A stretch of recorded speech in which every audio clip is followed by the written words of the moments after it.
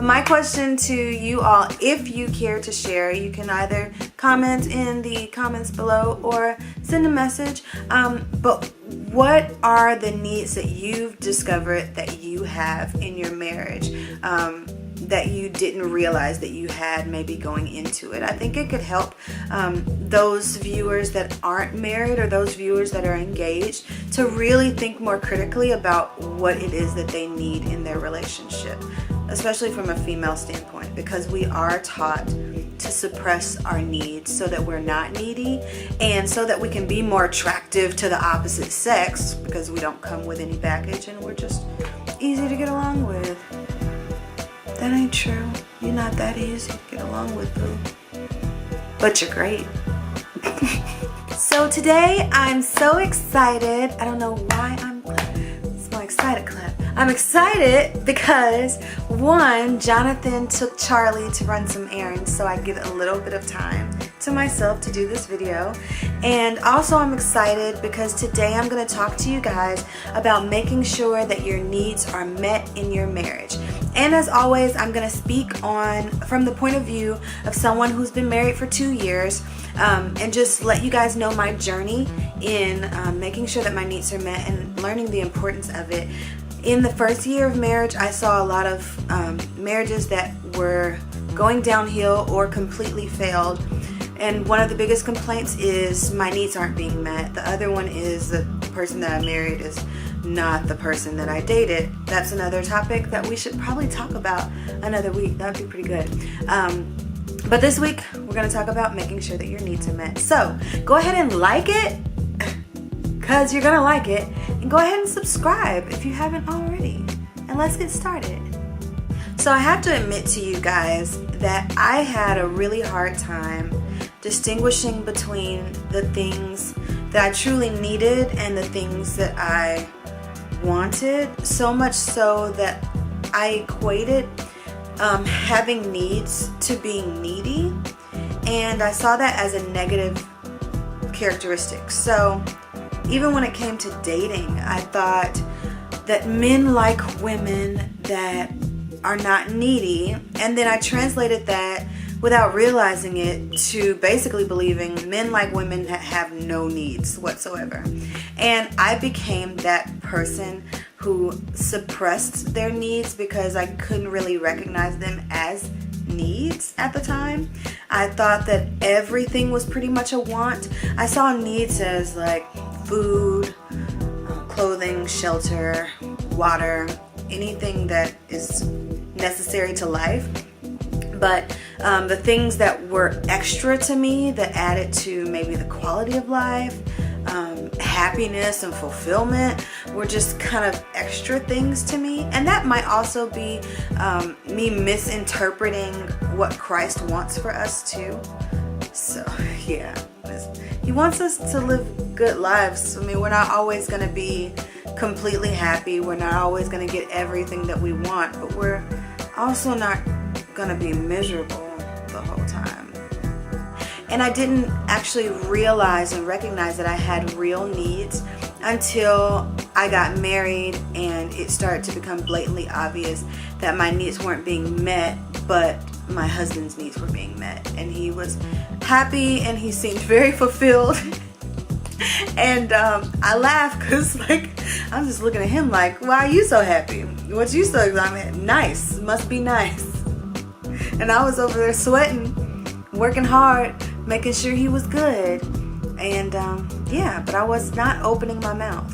And that was because I never really sat down and asked myself what my needs are. But it's important to sit down and ask yourself, what are those needs? Because it's blatantly obvious when your needs aren't being met, but that doesn't mean that you can truly articulate what those needs are. You just know that something's missing, you're not happy, and you don't feel fulfilled. So the first thing that I had to recognize was, what's the difference between expressing your needs, getting your needs met, and being needy? And the first thing that I noticed is that when I didn't express my needs, when I didn't identify and express my needs to my husband, it transformed into neediness because my motives behind what I was asking for turned negative. So meeting your needs brings you happiness, fulfillment, and joy, and it comes from a place of neutrality or happiness, whereas being needy comes from negative places, fears, anger, resentment, things like that. It can even be something as innocent as cuddling on the couch and having that closeness. When it comes from a place of desperation, like I need to hold on to this person because I have a fear that they're drifting away from me, you can start to become needy, and your spouse can sense the desperation in your actions, that it's not coming from a place of love. And that's why we get labeled as needy, I think, because we don't express what our needs are in a relationship, so they can't give us that. And then it gets to the point of our desperate acts of asserting our needs on the people that we love. Okay, so to sum that up, are you displaying a victim mentality? Are you looking to everyone around you for love, support, and comfort instead of to yourself? When you are coming from a place of getting your needs met, you are coming from a place of self. And when you are getting to that victim and that desperate state, you are trying to fulfill all of your needs and your affirmations through everyone around you. The biggest mistake that I've made in pursuing my needs and having them fulfilled is not allowing my husband to really get in on having the opportunity to help me fulfill my needs. I got to a point where I felt as if I was making sure all of his needs were being met. That was because he actually expressed his needs, but I was making sure that his needs were being met, and I guess I just thought maybe he should just reciprocate everything that I'm doing for him. Just give all of that back to me, and then we'll be good. But I never actually said that stuff to him. So I got to the point where I was so frustrated that I just thought, well, I mean, I'll just take care of myself. Don't even worry about it. And one example of that, actually I was just talking to a friend about it, was after Charlie was born, and I had like a long stint of being with Charlie and being tired, just taking care of her all day, and then Jonathan would get home and I would make sure that dinner was made. I was just tired and I didn't get a break. I didn't get to leave the house. He got to leave the house anytime. It felt like he got to leave anytime he wanted. He didn't have to take the kid with me. But if I needed to leave the house because I was nursing and still am, I had to take Charlie with me. Usually, unless I was in a pump. But for the most part, I just took her with me because it felt like it would just be easier, because I mean, there's so much that goes along with that. Then you gotta pump when you get home, or you gotta bring a pump with you. It's just too much. And I thought, I'll just take her. So I would get frustrated, and there was a whole week of that. And one day I thought, you know what? He's taking care of himself. He's getting his happiness. I'm about to get my happiness. And one day I just left. I just said goodbye. I got dressed. I got myself looking real cute because I wanted him to wonder where I was going looking like that. And I didn't know where I was going. I didn't have anywhere to go. I had no place to go. But I got ready and I said bye and I grabbed those keys. And I got in the car and tried to figure it out. I think I went to like TJ Maxx and I think I drove around. I didn't buy anything. I just probably went to Target. I don't know. Yeah. It was just me asserting my independence, and I thought that that was going to give me some type of fulfillment and happiness, just to show that I can do this too and I'm not trapped. But I was coming out of a negative place. I was past the victim state, and I was operating in a space of anger and frustration. And we all know that doesn't yield you anything. So needless to say, I ended up going back home. I felt like I was gone for like 2 hours, but I was probably gone for like 45 minutes, maybe an hour. And when I got home, I was kind of hoping that as I walked to the door, I would hear Charlie crying, and then I'd come inside and Jonathan would be like exhausted looking and desperate, but they were chilling. I think they were both asleep on the couch. It wasn't what I wanted out of the whole thing. And what did I learn from that?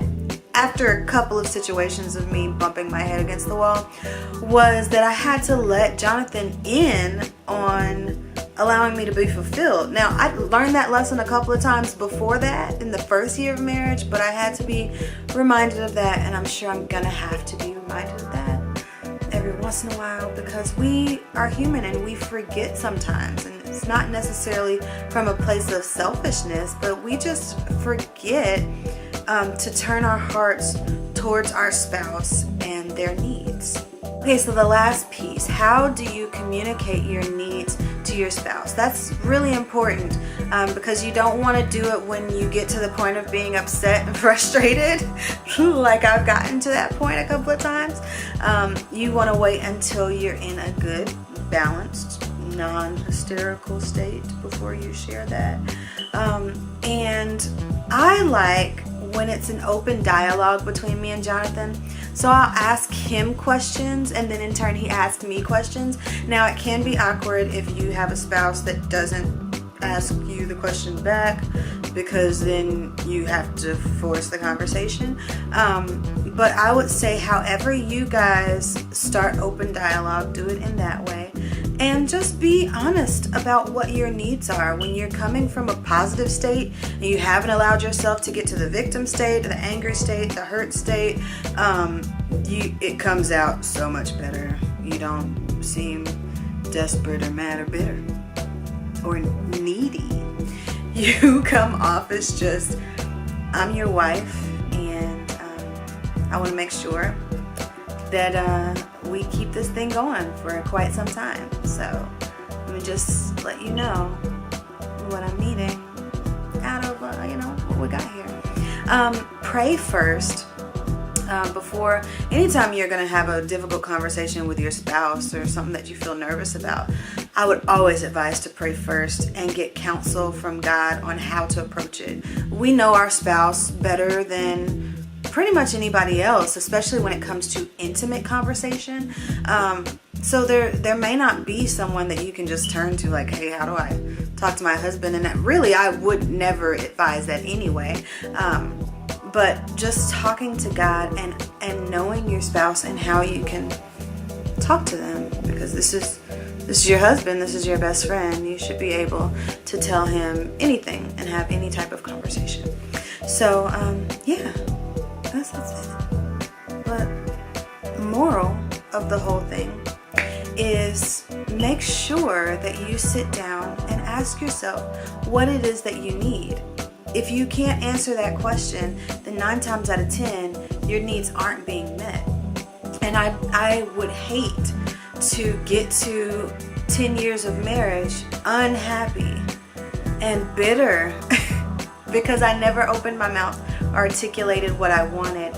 And it took me 10 years to realize, oh, this is what I need, and I haven't gotten it at all. Because that is, I would feel blindsided. I think that's the only word that you could give if your spouse came to you one day and said, I'm not getting what I need. Oh, what do you mean? Since when, dude? Like, so yeah, have the conversation. Thank you guys for watching. I appreciate you all for your support, your love, and I hope this video has helped. So go have the combo. Bye.